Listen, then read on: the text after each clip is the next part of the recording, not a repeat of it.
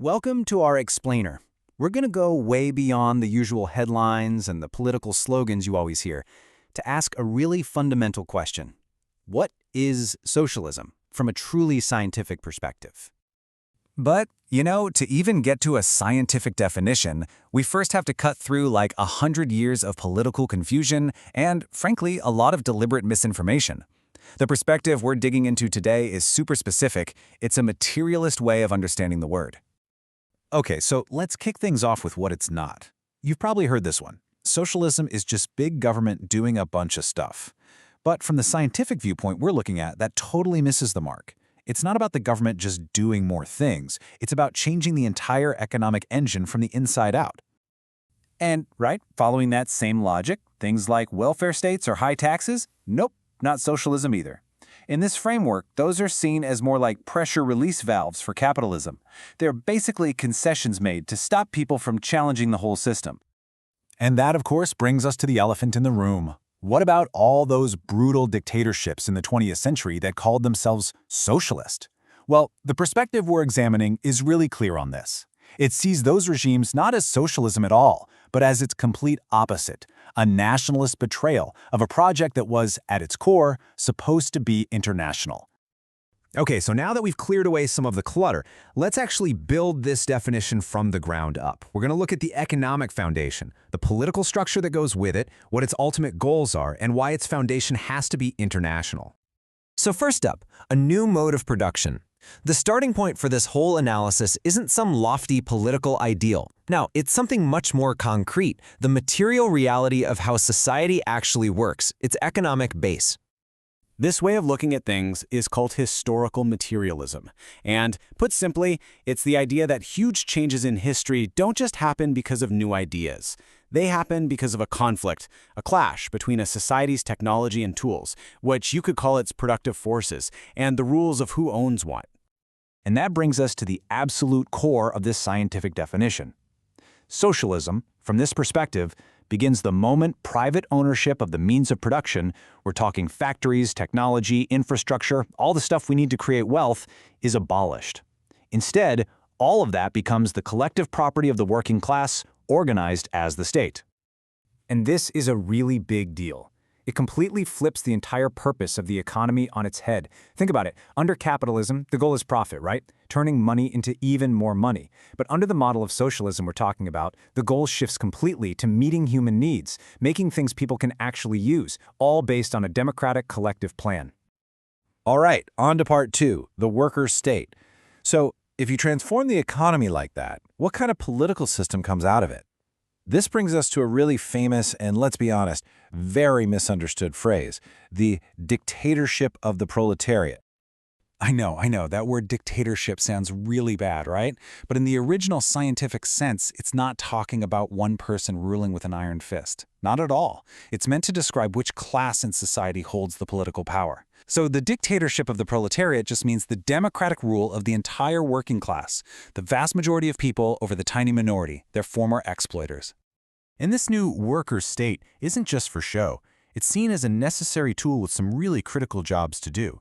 First and foremost, it has to defend the revolution against anyone, domestically or internationally, who wants to bring the old system back. And second, it has to start the huge project of reorganizing the whole economy, basically freeing up science and technology from the constant need to make a profit. Okay, part three, from scarcity to abundance. So that whole economic organization, it has a really clear and, very ambitious goal: to move all of humanity from a world defined by scarcity to a world of, superabundance. The argument here is that capitalism actually holds us back. It puts chains on our potential. So by getting rid of the fetters of the profit motive and the nation-state, a planned economy could, in theory, unleash our full scientific and technological power to solve the big problems, like hunger, disease, and poverty. But look, this doesn't happen overnight. During this transitional phase, which is what is being defined as socialism here, how things are distributed is still based on the principle of to each according to his work. This is actually seen as a kind of leftover from the old capitalist system, a temporary necessity for as long as scarcity is still a thing. Which brings us to part four, the historical trajectory. And this is where it gets really interesting, because this analysis shows that socialism isn't actually the final goal. It's seen as a bridge, a necessary transition to get to something completely different. Yeah, this timeline here lays out the whole arc. You start with capitalism, a class society. Then comes a revolution where the working class takes power. That kicks off the transitional period of socialism, where the main job is to get beyond scarcity. And the final destination, that's what's called the higher phase of communism, a society that's classless, stateless, moneyless, and has achieved a level of superabundance. So wait, how does the state just disappear? Well, the theory goes like this. A state is fundamentally a tool for one class to rule over another.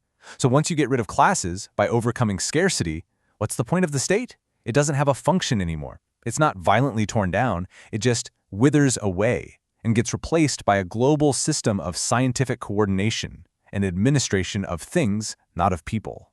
And that is the moment society can finally move from each according to his work to the ultimate principle, from each according to his need.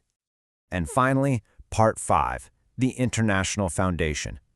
This takes us to what is maybe the most crucial point in this whole definition, something that its supporters say is the single biggest lesson of the 20th century.